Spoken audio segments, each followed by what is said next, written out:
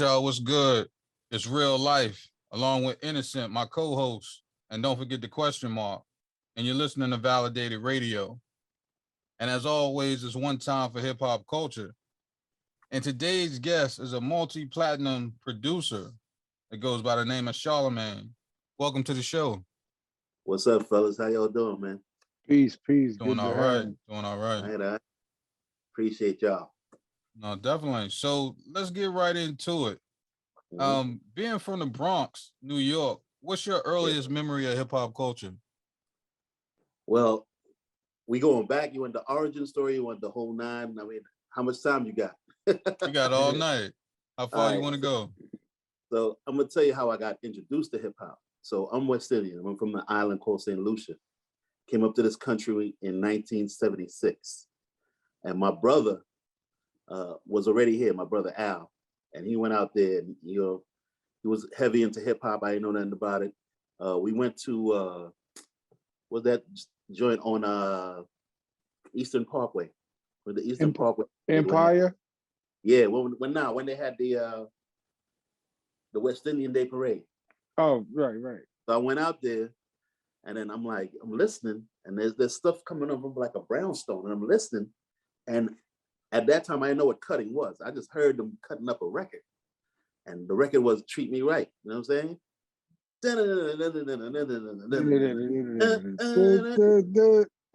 I'm like, oh my God, there's no such feeling as I just was, I stayed there probably for the rest of the time I was out there.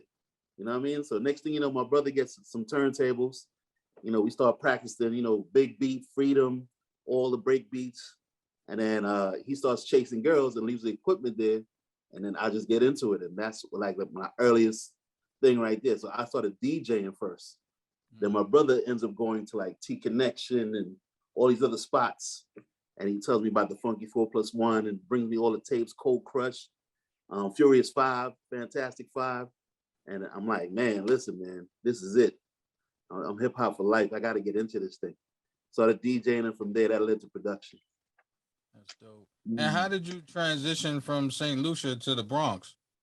Well, it was culture shock. You know what I mean? I came up here and, it wasn't easy, getting teased all the time, coconut head, blah, blah, blah. You know what I mean? But it was cool, though. I mean, it was like I said, culture shock. I never saw snow in my life. It was different. But, this is America. You know what I mean? No, Gotta adapt to the style. So do you feel that being from St. Lucia and that background and upbringing and the culture, do you feel like that gave you a different type of ear for production and DJing? Not really, because I was into music my entire life. I mean, I even remember back in St. Lucia, because they're heavy on the soca and the reggae and that kind of stuff. I remember my first introduction to American music was like Oh What a Night, you know what I mean? That Frankie Valli joint. What's the other guy? Elton John.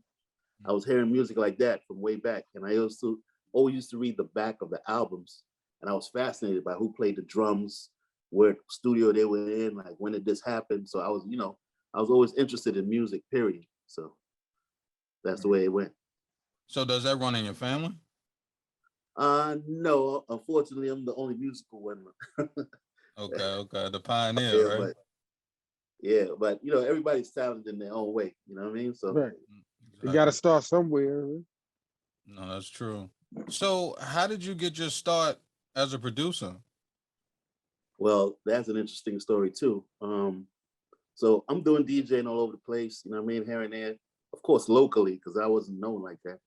And then we moved from I think that was the South Bronx, St. Lawrence Avenue, Soundview, and we moved to the North Bronx, you know what I mean, around 241st Street, that area. I didn't have like a lot of friends around there. And, it was like that was also culture shock because we were one of the first Black people on the block. Mm-hmm. So, we had a lot of go back to Africa signs, and they took down the basketball court so we could play that type of, wow. It was real. It was real. So we weren't the first Black family. So I had to find other Black families, to meet and talk to. Just so happened that my mother had a friend that was about maybe 7-8 blocks up on Gunther Avenue. and I met my man Vidal, and then we took it from there. You know what I mean? So I had a musical inclination, and then we bought our first 4-track, and it's a funny story with the 4-track because a 4-track, if you know, it uses a cassette. Now, a cassette has 2 sides, right? It's actually sliced in half. One side is A, one side is B. Now, what a 4-track does, it uses both sides. I didn't know that. So I'm recording, and the joint sound garbled and crazy. I'm like, yo, we broke this joint. Wow. I'm like, yo, this is crazy. We broke this joint. Then we figured it out. You know, each lever is 1 track. You get what I'm saying? So that Okay. vocals here, beat here, whatever it may be, and we figured it out. And then I started creating. And before I even got a sampler, what I used to do was use pause button and pause a break beat for like 3 minutes. And you know how that goes, because if you miss one, you got to restart. Yeah. Start over. Yeah. It was crazy, man. It was crazy. And so great. you were also, well, before I get to that, so back to the DJing for a second. So you actually DJ'd in clubs as well? Not really in clubs. It was more like, you know, every family function, I was the DJ, you know, family and friends stuff, you know what I mean? And Okay. then eventually I got into clubs, but that was later on, you know, did a couple of strip clubs, and that was basically it. I wasn't like heavy in the clubs. I'm not gonna say that. No.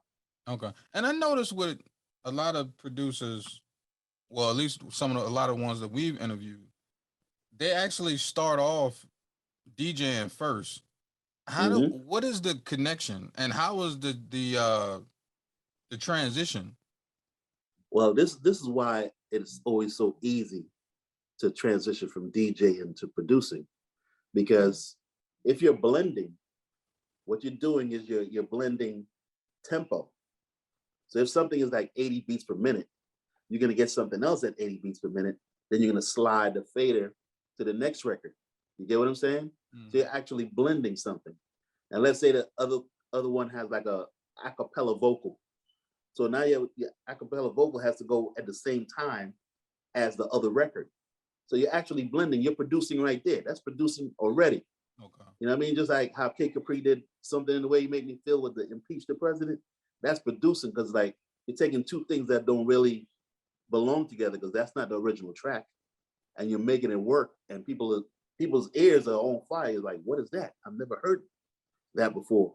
So it's an easy transition once you start blending and mixing, not necessarily the cutting and scratching, just the blending aspect of it. Then it's like, okay, now I have my own artist, and I have to make some kind of beat out of blending maybe 5 different records together. That makes sense. Where was your heart initially? Was it into DJing or beat make? Like, what was your initial?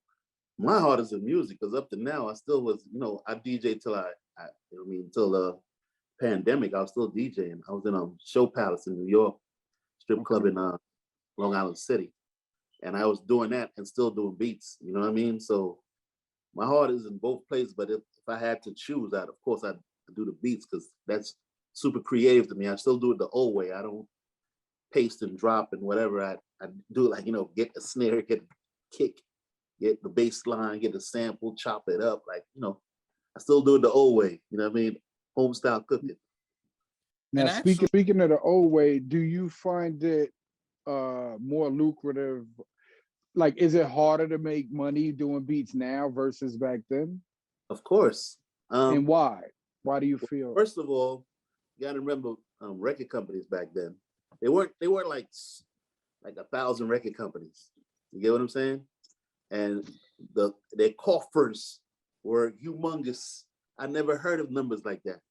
Like back when I was producing, I'm hearing people getting 50,000 a track. You know, allegedly Dr. Dre had 250,000 a track. Like, you never hear numbers like that again.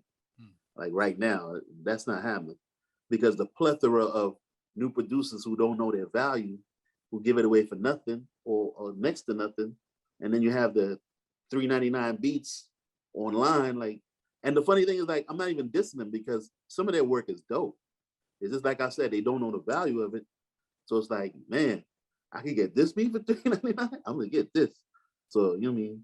That's what it is. But back then, I'm talking, listen to the names, Def Jam, what's that one? Columbia Records, Atlantic Records, Warner Brothers. You're talking about big conglomerates. So when they gave the check, it was nuts. I mean, that, at the height, $15,000-$30,000 a track is not unheard of. You know what I'm saying? Now you tell somebody a price, it's like they can't even give you like 10 bands. It's like that's too much. You get what I'm saying? Wow. So But is that because there's no labels? That, and you got to remember also, I don't want to give away too much game, but there was another game out here in the streets where people can give you a paper bag and you get the money and you make things happen. You know what I mean? All that is shut down now. You know what I mean? What they have now is probably like scamming or whatever it is they doing out here. Right. But the money slowed down, and the funny thing, there's still money out there though. The major labels still have the money, still doing the streaming business and all that. But I'm saying back then, they know that for you to get a certain type of producer, you'd have to give up a certain amount of bread. So what's the most you've heard of a producer getting paid? I know you said 250,000. Yeah, that's the most I've heard. Like, wow, like a Dr. Dre or maybe a Timberland getting 50 or something. I mean, these are just rumors. I can't even tell you, but just to hear that number, like, wow, that's incredible. Especially 200 just for a beat. Like, oh, yeah. Wow. Who's buying that track? Michael Jackson? But that's what I'm saying. Right. That's nuts. Jeez. So with you producing, how you came up, your era, and versus how they do it now, is it a different talent level?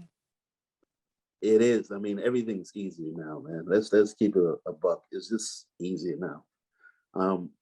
I went to a studio recently just to see, again, I'm not dissing nobody. I'm just telling you what I saw, and to see a new producer, and I'm like, all right, let's collab. Let me see what he's doing, and everything is basically there for them. Like they have, let's say there's a melody, it's already there, okay, and they can put it to any tempo, 80 beats per minute, 90 beats per minute, and I'm like, all right, cool. So he got that. Maybe he plays the bass line, but then the drums are already pre-packaged already. Like the pattern, everything is done.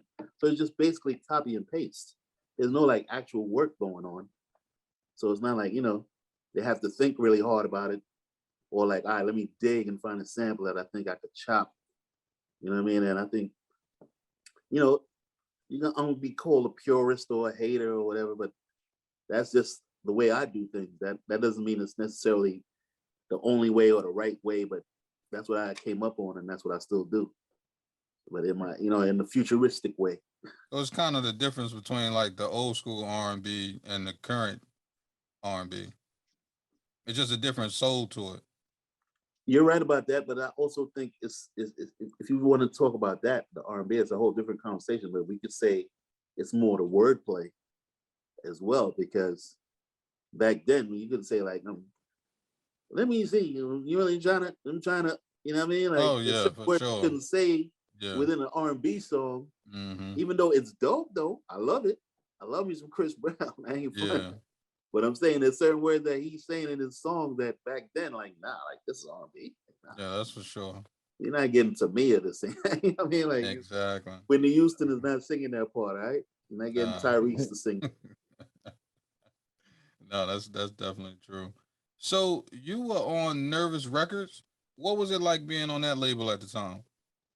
Well, before that, we had our own label. Okay. Me, Vidal, my brother Randy, Ray Lugo, and another gentleman, I think Seth Bryant. I don't think there was independent records at that time. To me, I could have been living in my own bubble, but we did our own thing. We were called Fortress Records, and I was dealing with this group called Natural Elements. Mr. Voodoo, A Butter, Swigger, Essence, and there's a load of other dudes too, because the way they used to work was, like I told you, we were in the attic, me and my man Vidal. We have I finally got a keyboard that sampled and had the lowest sample time, but they used to come up there, and let's say it's 9 brothers come up there, all 9 guys had to leave with a beat. So my work rate was crazy. You just pop out beats, crazy. You know what I mean? And then after a while, we put out those records, and the guys that I messed with were really, nice lyrically, still are. and they got the era of like underground radio, Martin Moore, Stretch and Barbito, those guys, and they did like nice. a whole run. You get what I'm saying? And after they heard that, that's how I ended up kind of sort of on Nervous. But even the Nervous situation was nervous because at the time they were on a decline, which I didn't know. Because if I did know, I wouldn't do that, because they were on a decline because they were in, like, I guess litigation or whatever they were in with Black Moon. They had beef with Black Moon. They had beef with Flex. Flex was on Nervous Records for a second as well. And I didn't know all that situation. So it was kind of set up. I mean, like the way they were set up, I wasn't sure, but you know, it is what it is. So would you, even to this day, do you prefer to be independent or major? Well, independent, of course, you keep more of your catalog, more of your stuff. But major, you get more of a major push because they know which hands to grease and what to do, and you know which buttons to push to get your song to the next level. But it can be done. You see Russ, you see what's the other guy? Macklemore. I know I'm naming some white guys. Let's keep it 100, but that's not to say that it can't be done on our side to a certain level of success where you can enjoy the money. It's just anything, to me, anything could work, but it takes work. And when I say work, I mean lots of work. So that means you got to be on top of everything. Now, we mentioned earlier about the notoriety, about people, you know, sleeping on or might not know who you are. Sometimes I think personally that could be good because you got producers that they get pegged. You get their sound. You be like, oh, that's a Dre beat, or that's a such and such beat. When they don't know who did the beat, that makes it more, you know, you could be all over the place because they don't even know your sound. You know what I'm saying? But you're reaping the benefits at the same time. Yeah, I've always been kind of a chameleon. I never like to pigeonhole myself to make a certain sound. It's like, for instance, if you're on my page, you see I flipped the weekend beat, because I was like, this, if it came out yesterday and I feel that it's dope, I'll try to flip it. You know what I mean? I've never been like strictly let me dig 60s, 70s funk records, that's it. Or let me just do slow, you know, drama beats. Nah, it's whatever. We do up tempo. I think that's the only thing I didn't master. I'll say that. The up tempo joints, but mid and slow tempo, I got a lot of those all day.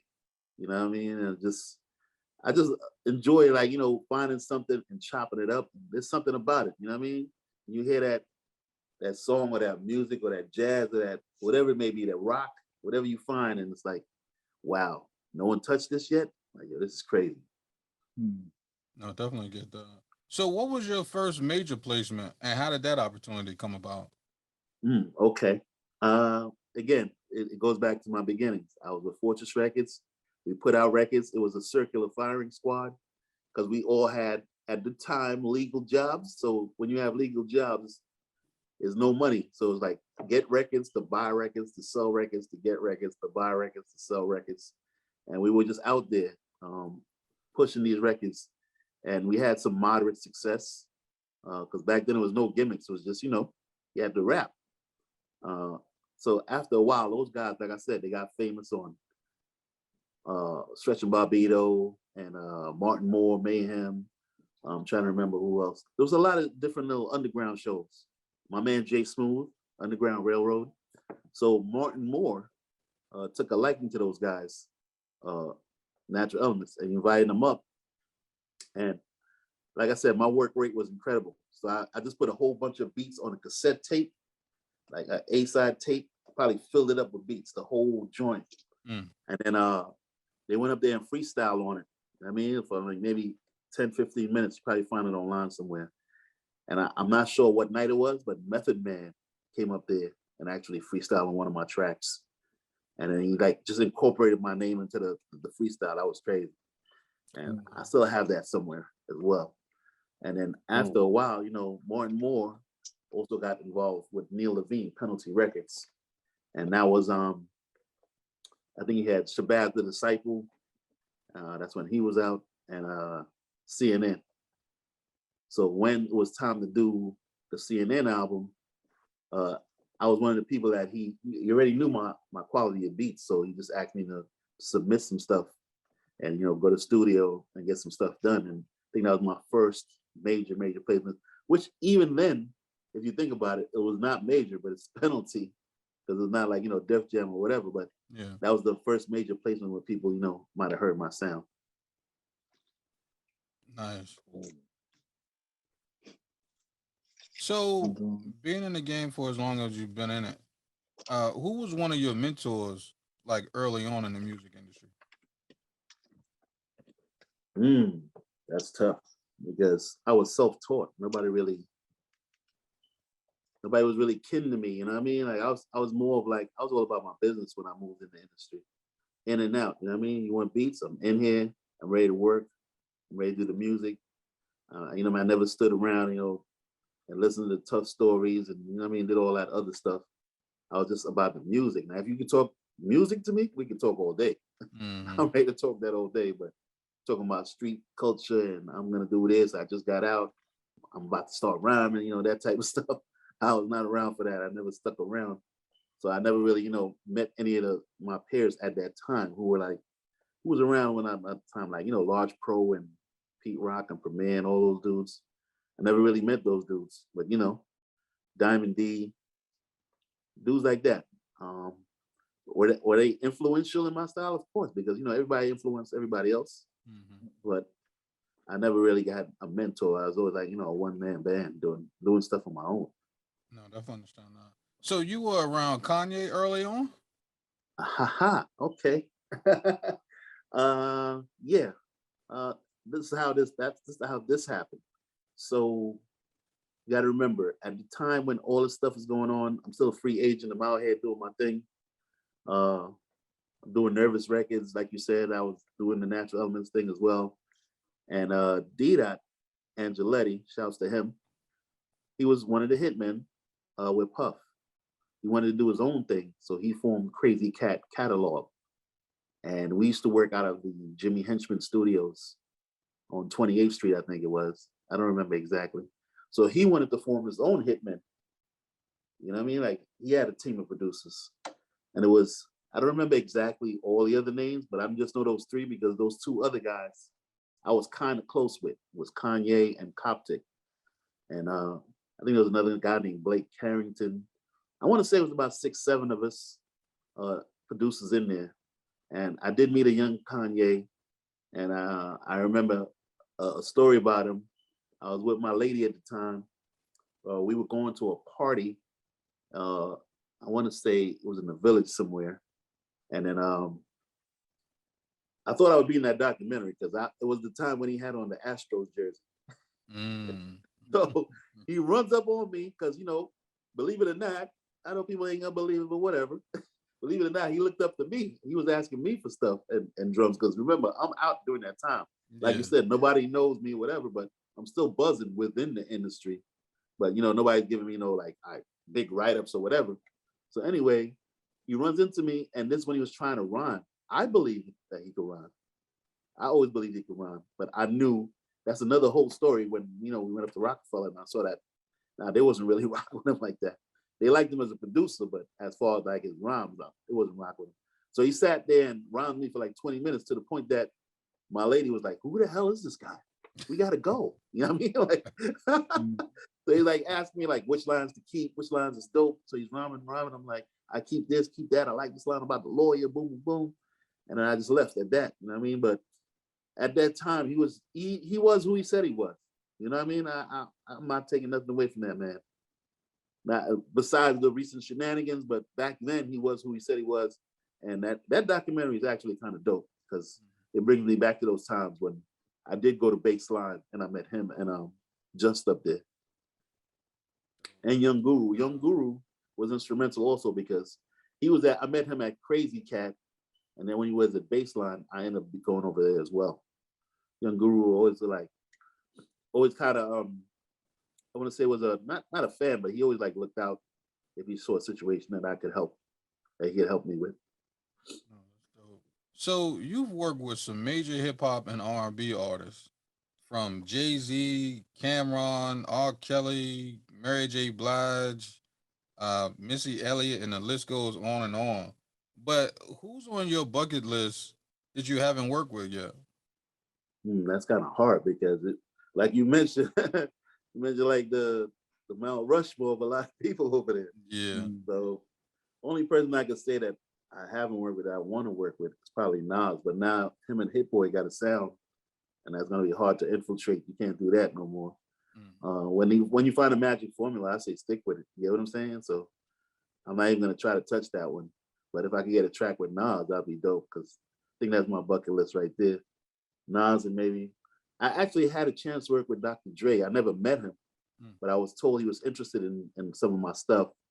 And I did send something out to him, and he sent it back. And the artist he had at the time was a dude named Gage from Philly. Dude named Gage, and Sunshine Anderson was on the hook.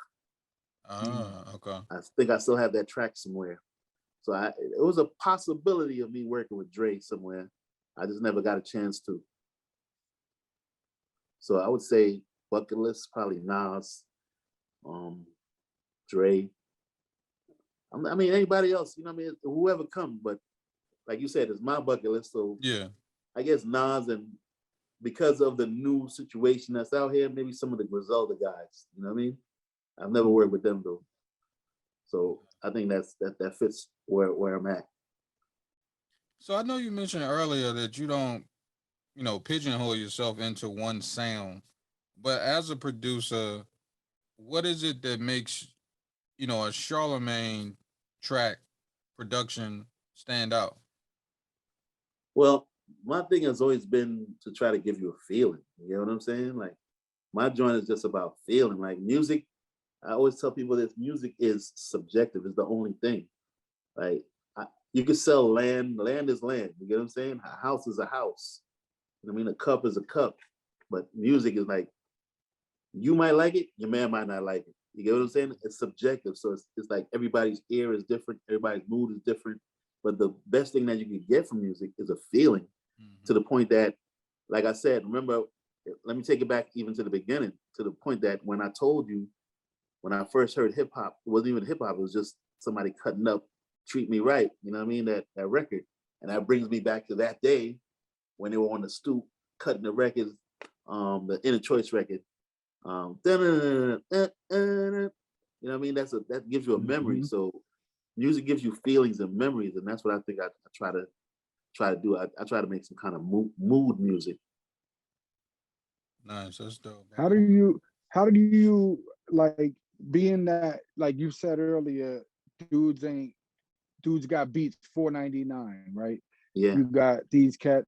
How do you you got a name, obviously, that's gonna hold you down, but for other cats, like, how do you compete with that now? How do you stay relevant when beats are so cheap? And a person might not know your name. A young artist on the come up that might be buzzing, might not know who you are, and they're gonna go with a dude for $3.99.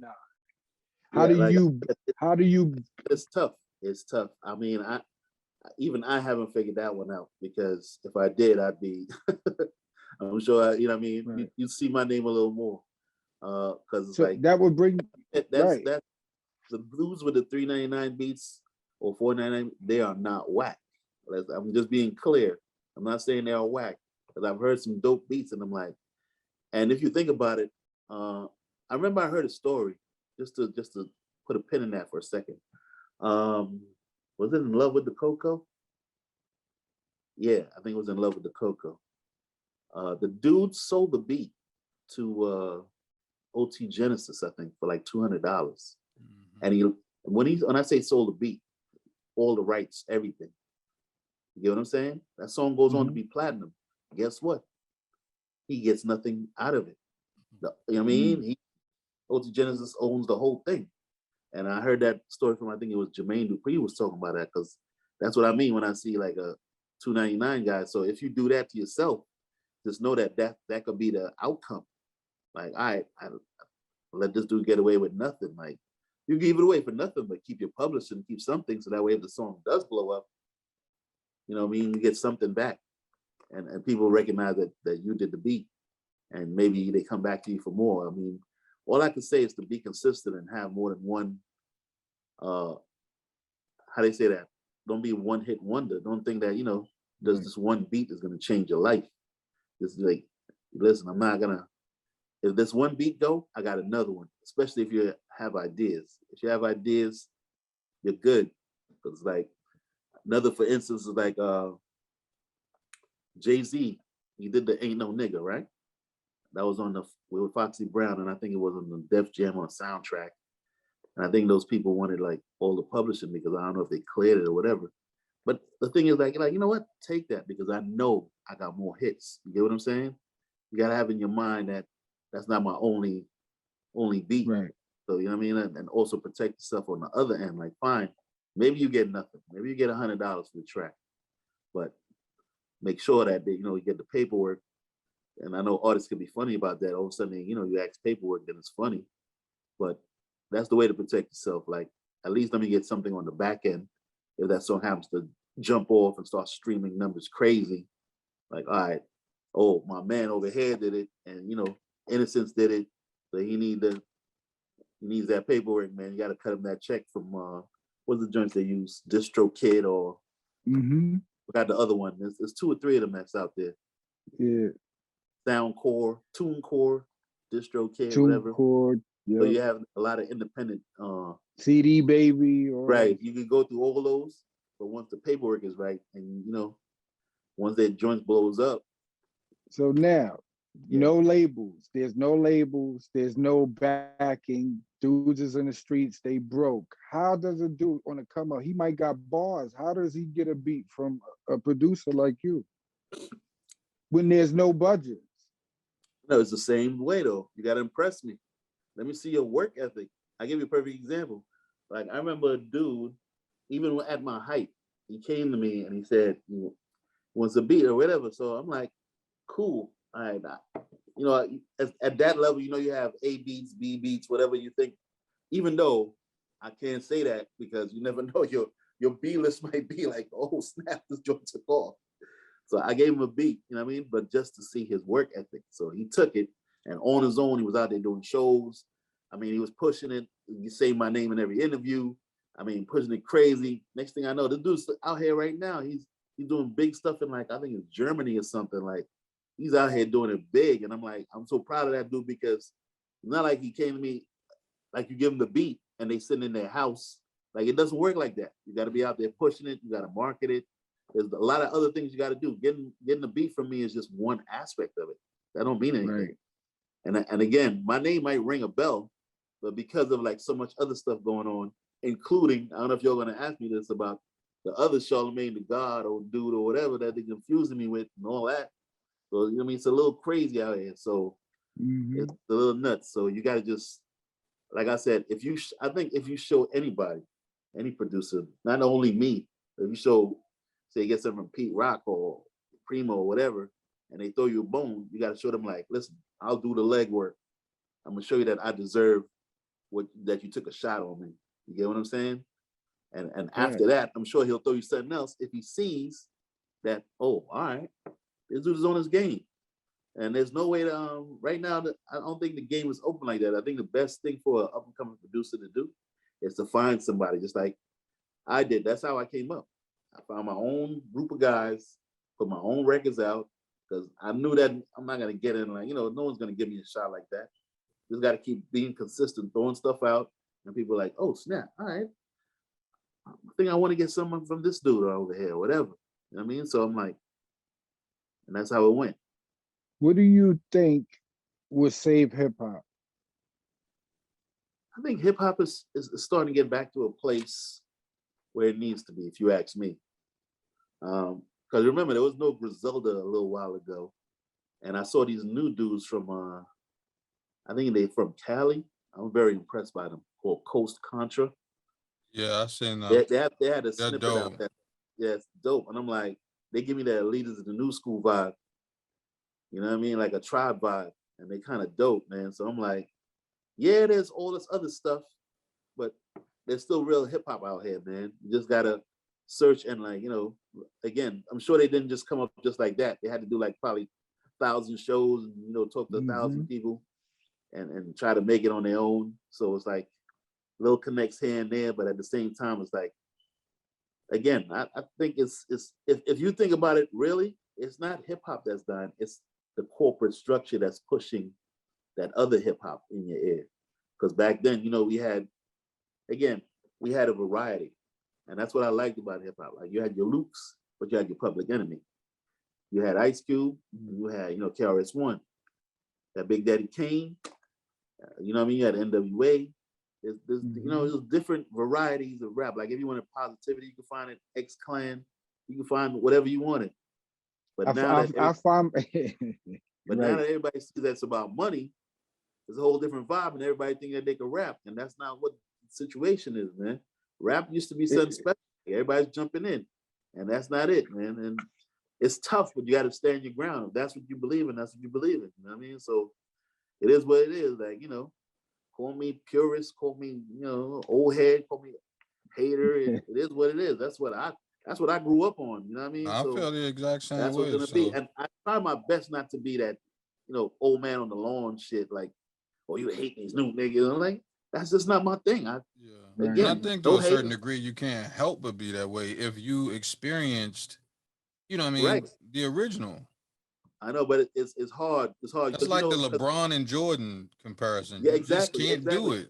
I know, but I'm gonna give you a better example. Because even growing up, and I was doing rap, I'm West Indian, so my parents were like, "What the hell is this?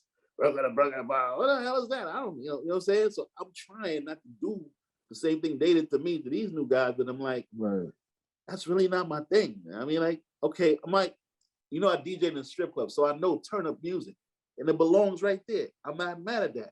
But my point of, when I say stuff like that is, imagine me listening to a whole album of that. That's not gonna happen. Yeah, that's not gonna happen. You're gonna tell me your whole album just turn up. There's no one time where you loved your mother. One time when you see some stuff going on you want to talk about. There's not one time when you want to uplift your people. There's not, you know what I mean? I'm not saying your album got to be about that, but life is more than just some turn variety. up and hills. It's sad. It's sad. The drill is the crazy one, because now it's just the drill is not even it's not even national. You gonna know what I mean by that? The drill is local, because it's like blocks fighting each other and putting out songs. Like, how this song that about talking about your ops on Fordham Road gonna go to the United States and they can understand what you're talking about? That don't even make no sense. So you're making music for a little radius right here. That's it. That don't even make us like, oh, my man Tracy Towers, I shot him up. Boom. Like, how does that even translate to a bigger audience? You know what I'm saying? It's sad because I think about, I've said this a couple of times, that I look for the Rakims and I look for the G-Raps and I look for them to put out music, because when I get in my car right now, I'm basically listening to those old albums anyway, because there is nothing out. Really, not to take nothing away from nobody, but there is no what I like out. I got you, but just I'm gonna explain that real quick, because this is the mistake that a lot of people made. Not my peers. I don't, you know what I mean? I'm not even considering myself in their realm or whatever. My thing is, like, there's a whole crowd like us, me and you, who want that new music from that crowd, from a Rakim, from a Big Daddy Kane. Exactly. But they act like they're not gonna sell. You know what I mean? There's a whole, you know, like how they have contemporary R&B. Now there's some people that want to hear that. You get what I'm saying? So they used to have those stations. Like, you know, I want to hear new Rakim. I want to hear new Big Daddy Kane, new G-Rap. So I'm like, I don't know what the situation is as far as like putting out stuff, but like you said, it's a new day and age. If you really want to put something out, you can put something out. I mean, I agree. You guys are legends. I don't think them dudes is gonna turn you down for a track. If Rakim asks Primo for a track, he ain't gonna say no. But like, you know, put out new music, man. It's a whole audience. But it's also like you said, though, you got to put the other work in. There is no money for budget, so there's no promotion money. There's no, you know, all of that kind of money. So it makes it hard too. That's work. Just like the people who think of like, you know, you ever see those get rich schemes on the thing, like, we can do this, you can turn this to that, or real estate schemes, or the funny thing is that those do work, but you got to put in the work. You know what I mean? It's not, oh, I'm gonna put in $100, then just sit around and then 10 grand gonna come to me. No, you got to do some actual work, man. And then when that doesn't work, it's like, oh, they jerked me or whatever. Nah, man, Mhm. it's a lot of work. Oh, you can just flip houses. Yeah, you can, but it takes a lot of work. There's a lot No, of that's legwork true. involved with that. That's You true. know what I mean? So let's not try that. Oh yeah, I just with my nobody's money, I came out, flipped 8 houses, I did 5 apartments, Right. and now, and if you Uh, think about it now, you know what I see now though, which is even worse. Not worse, but I see the game. I always study the game and look at what's going on out here. It seems now there's more money in teaching the course than actually Mm. doing. mm-hmm. You know what I mean by that? Yeah. They're Mm. on hand telling you, I'm gonna teach you now in 7 steps how to, you know what I mean? Yep. And Right, I'm the right, stupid one right, clicking on it. right. Here's 7 steps to That's get funny. you $100,000 in the next 5 days. Step No, one. that's true. You know what I mean? Like really? All right, you got me. Clickbait. Let me see what. That's Mm. funny. So you also have done some work with soundtracks. What can you tell us about that? That was pure luck. You know what I mean? As far as like that situation, like I was just working with Cameron, and then Def Jam happened to want to do a Scarface soundtrack for like some kind of anniversary. I forgot what it was, the 25th anniversary or something like that. And I end up, I was like, yo, it's just obvious. They have the Yayo song. Why don't we make a song out of that? Rush, rush, get the Yayo. I was like, yo, let's do that. So I flipped that. Had my girl sing the hook.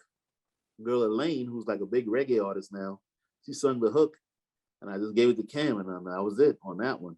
As far as the Black Mass thing, it was just Natural Elements being with Tommy Boy, and Tommy Boy was in charge of that soundtrack. We already had those songs already, ready to go.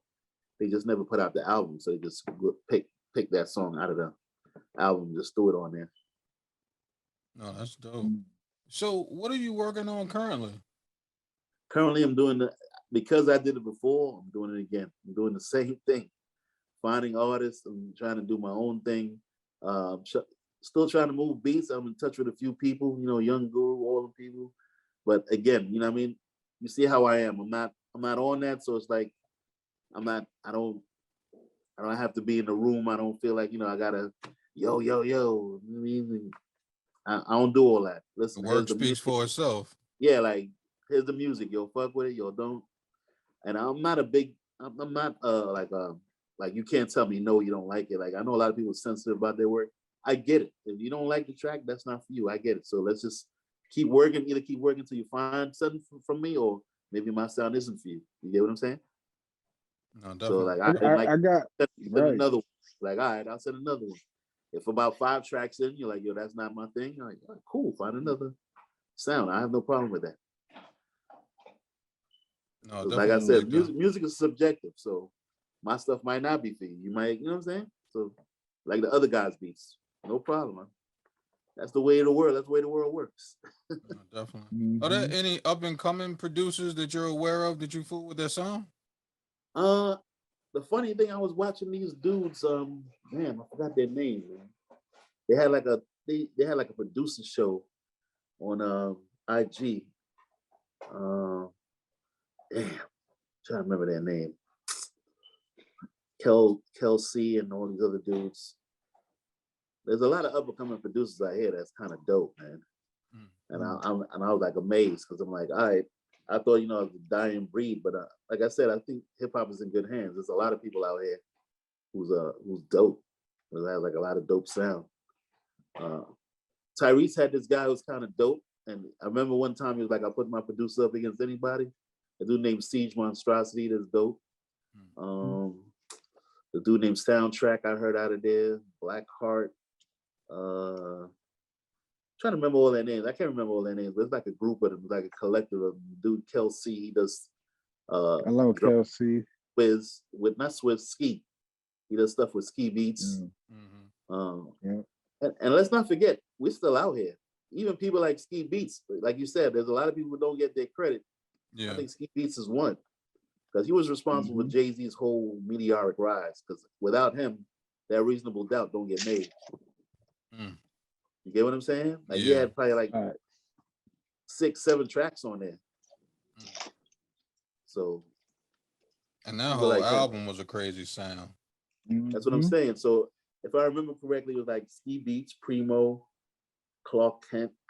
I think that was about it, right? Because Ski Beats is the majority of that album. Yeah. That's crazy. That's crazy. So, what's your social media contacts and website? Well, just get at me at Real, REAL, Charlemagne. It's hard to spell, but you check it out. CHARLEMAGNE at Real Charlemagne. Get at me over there, and we'll see what's popping. Dope. Any last words for the people? New slang? No cap. Yeah, I know, right? Pushing P. Pushing P. Any last words for the people? Yo, man, enjoy life, man. Live life, love, laugh, man. Make things happen. That's it, man. Right. I mean, from the real. All right, y'all. Y'all heard it here first. And just like that, one time for hip hop culture. We out.